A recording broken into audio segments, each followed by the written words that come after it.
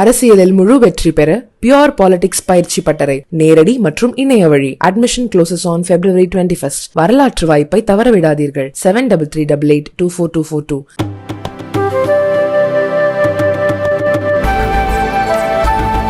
அனைத்து ஊடக நண்பர்களுக்கும் பத்திரிகை நண்பர்களுக்கும் வணக்கம். விடியா திமுக அரசு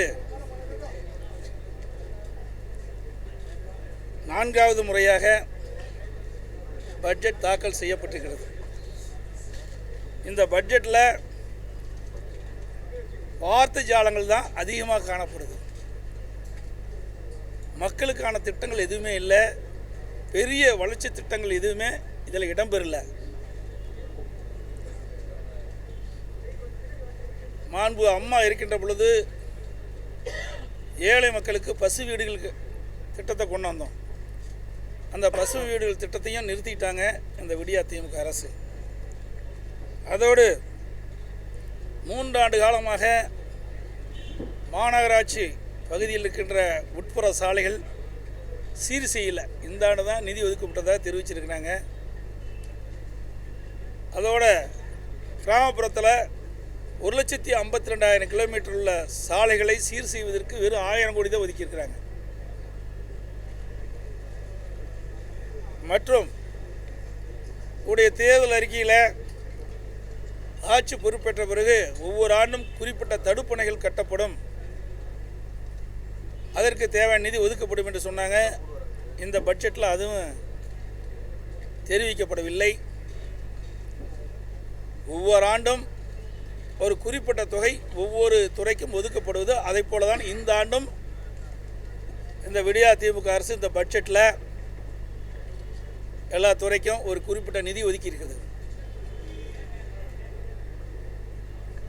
இந்த ஆட்சி பொறுப்பேற்ற பிறகு 21-22 72,739.29 கோடி பற்றாக்குறை, 22-23 1,55,625.11 கோடி பற்றாக்குறை, 23-24 2,49,684 கோடி பட்ஜெட்டில் பற்றாக்குறை.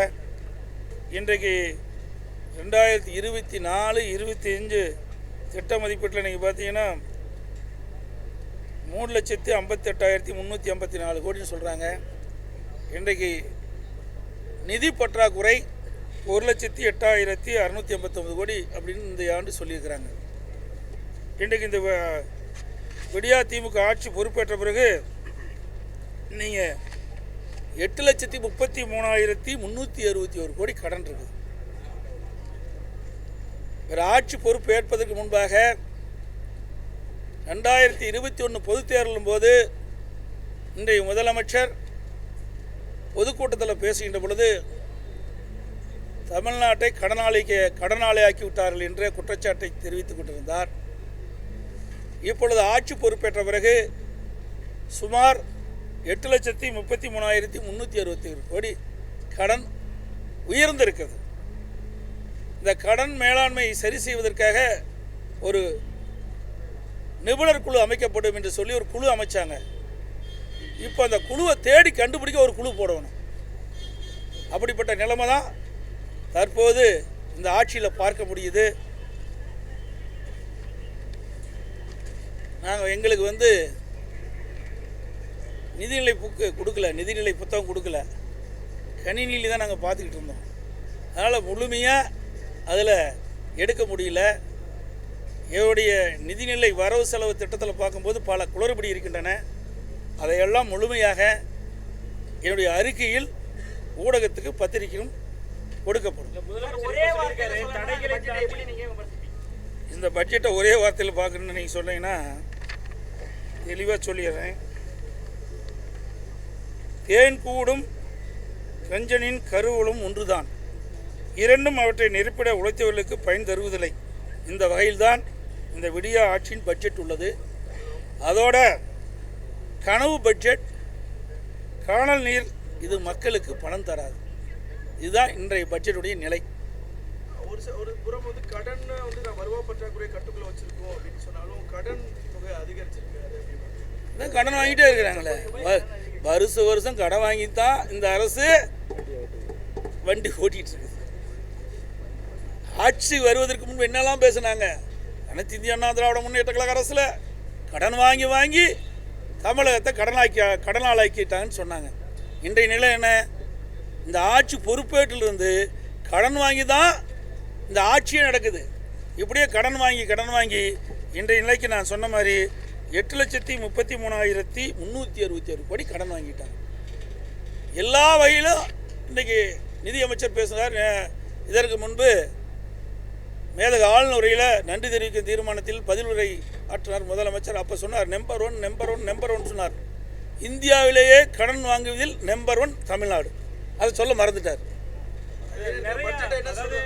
தடைகள் வந்துட்டு அதிகமாக இருக்கு. மத்திய அரசு சில திட்டங்களுக்கு வந்து நிதி வந்து ஜிஎஸ்டி தொகை வந்து முழுமையாக கொடுக்க மாட்டாங்க அப்படின்ற மாதிரியான குற்றச்சாட்டுகள்லாம் கூட. அதாவது அனைத்து இந்திய அண்ணா திராவிட முன்னேற்ற கழக ஆட்சியை விட இப்பொழுது அதிக வருமானம் வந்துகிட்டு இருக்குது.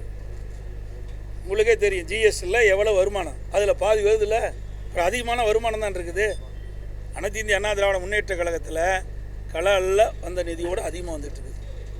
அதோட பத்திரப்பதிவில் வந்த நிதியோட வருவாயோடு அதிகமாக வந்துட்டு இருக்குது. ரோட் டிரான்ஸ்போர்ட்டில் அதிகமாக வந்துட்டு இருக்குது. பெட்ரோல் டீசல் விற்பனையிலையும் அதிகமாக வருவாய் மாநிலத்துக்கு வந்துட்டு இருக்குது. அனைத்து இந்திய அண்ணா திராவிட முன்னேற்ற கழக அரசு இருக்கின்ற பொழுது வந்த வருவாயை விட கூடுதலான வருவாய் தான் வந்துட்டு இருக்குது, குறைவாக இல்லை.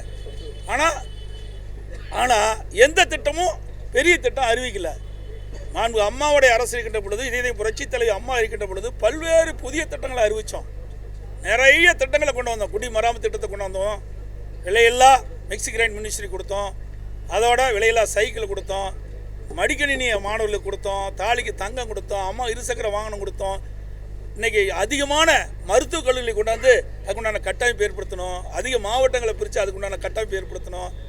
நிறைய ஆரம்ப சுகாதாரங்களை துவக்கணும். அதுக்குண்டான கட்டடத்தை கொடுத்தோம். மேம்பட்ட ஆரம்ப சுகாதாரத்தை கொடுத்தோம். அதுக்கு கட்டடத்தை கொடுத்தோம். தாலுக்கா அளவுக்கு புதுசாக கட்டினாங்க. பள்ளிகள் புதுசாக கட்டினாங்க. கல்லூரிகள் புதுசாக கட்டினாங்க. இப்படி நிறைய திட்டங்களை கொண்டு வந்தோம். நிறைய சாலைகளை அமைத்து கொடுத்தோம். நிறைய பாலங்களை அமைத்து கொடுத்தோம். இப்போ என்ன புதிய திட்டத்தை கொண்டு வந்திருக்கிறாங்க? இந்த பட்ஜெட்டில் ஒன்றுமே இல்லையே. பெரிய திட்டங்கள் எதுவுமே இல்லையே. வருவாய் உயர்ந்திருக்குது, ஆனால் திட்டங்கள் எதுவுமே இல்லை. புதுமை பெண் திட்டம், மகளிர் உரிமை தொகையெல்லாம் அவங்க கிளைம் பண்ணுறாங்க. அதை நிறுத்தி தானே கொண்டு வந்திருக்காங்க. புதுசாக எதுவும் கொண்டு வரலையே. நாங்கள் ஒரு ஆட்டுக்கு எவ்வளோ வருமானம் எவ்வளோ செலவுன்னு சொன்னோம். தாலிக்கு தங்கம் திட்டத்தை கொண்டு வந்தாங்க. 1000 கோடி. அதை நிறுத்தி இப்போ 600 கோடி தான் செலவு பண்ணுறாங்க. அதில் 400 கோடி மீதி. அதே மாதிரி மடிக்கணினி திட்டம் கொண்டு வந்தோம். கிட்டத்தட்ட பார்த்தீங்கன்னா 7000 கோடிக்கு மேலே அதுக்கு மட்டும் நிதி ஒதுக்கீடு செஞ்சுருக்கிறோம். 52,31,000 பேர் கொடுத்துருக்குறோம். அந்த நிதி நிறுத்தி மாணவர்களுக்கு கொடுக்குறாங்க. இப்படி நாங்கள் கொண்டு வந்த மக்கள் நலன் சார்ந்த திட்டத்தை நிறுத்தி, அதுக்கு செலவழித்த தொகையை நிறுத்தி, அந்த தொகையை இதுக்கு மாற்றி பேரை மாற்றி கொடுத்துட்ருக்குறாங்க. இதுதான் நடக்குது. ஆனால் நாங்கள் இவ்வளவு கொடுத்தோம், அதிகம் கடன் வாங்கலையே. இப்போ எங்கள் திட்டத்தை நிறுத்தி தானே அந்த திட்டத்தின் மூலமாக செலவழித்த தொகை தானே இவர்கள் அறிவித்த திட்டத்துக்கு செலவழிக்கிறாங்க. சார், இப்போ இந்த ஆண்டு வந்து 3000 புதிய பேருந்துகள் வாங்கப்படும். அதே நேரத்தில் வந்து 500 எலக்ட்ரிக் பஸ்ஸும் அந்த ஆண்டு வாங்கப்படும், பயன்பாட்டுக்கு வரும்னு பட்ஜெட்டில் சொல்லியிருக்கிறாங்க. இது இப்படியே எழுதி வச்சுக்கங்க.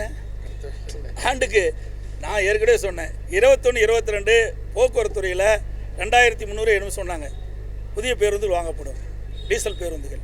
500 KFW ஜெர்மன் நாட்டு பன்னாட்டுடைய அதில் மின்சார பேருந்து வாங்கப்படணும். அடுத்த வருஷமும் அதே தான் சொன்னாங்க. அதுக்கு அடுத்த வருஷம் அதே தான் சொன்னாங்க.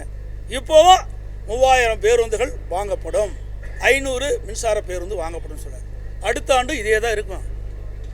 இது காயத்தில் மட்டும்தான் இருக்குது, ஏட்டளவில் மட்டும்தான் இருக்கும், நடைமுறைக்கு வராது. இதுதான் திராவிட மாடல் ஆட்சி. மத்திய அரசிட்ட நம்ம ₹1 கொடுத்தோம் அப்படின்னா திருப்பி 26 பைசா தான் வருது அப்படின்றது தமிழ்நாடு அரசுடைய கிளைமாக இருக்குது.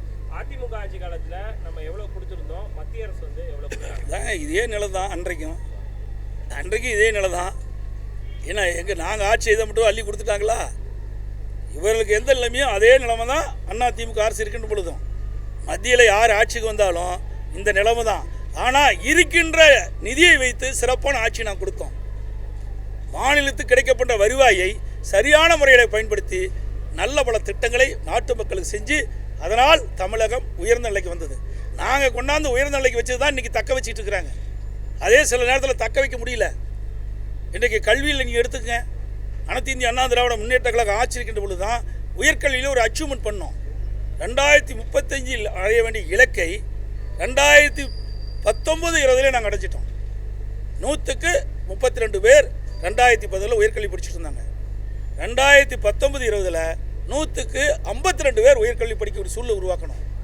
அப்போ கல்வி வளர்ச்சி பெறுவதற்கு அதிமுக அரசு எடுத்த நடவடிக்கை, கல்வி கற்புடைய எண்ணிக்கை அது மாதிரி தான்.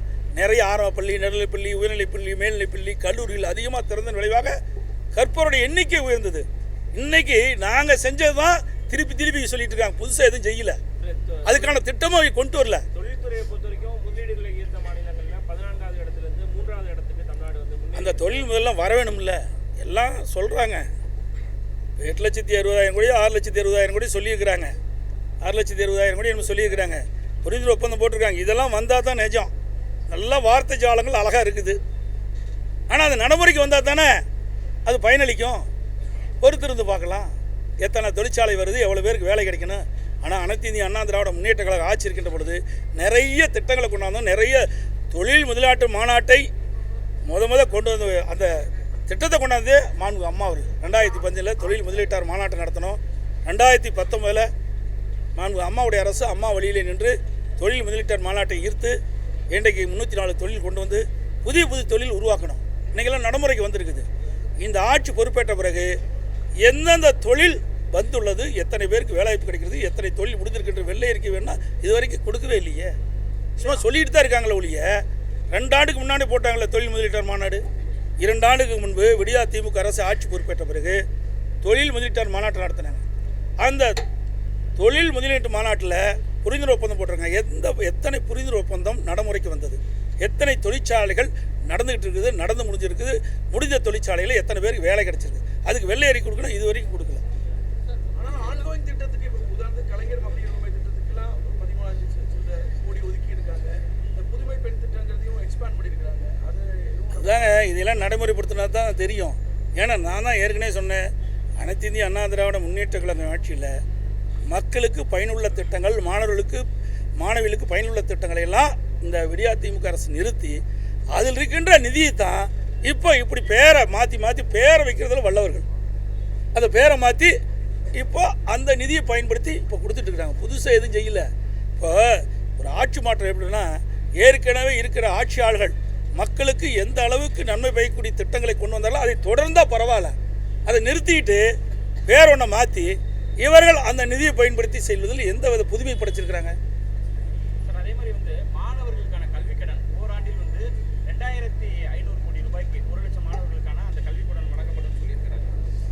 ஏற்கனவே 2021 சட்டமன்ற பொதுத் தேர்தலும் போது இன்றைய முதலமைச்சர், இன்றைக்கு எதிர்க்கட்சி தலைவர், திராவிட முன்னேற்ற கழக தலைவர் என்ன சொன்னார், இன்றைக்கு இளைஞர்கள் மாணவர்கள் வங்கி கடன் தள்ளுபடி செய்யணும்னு சொன்னார்.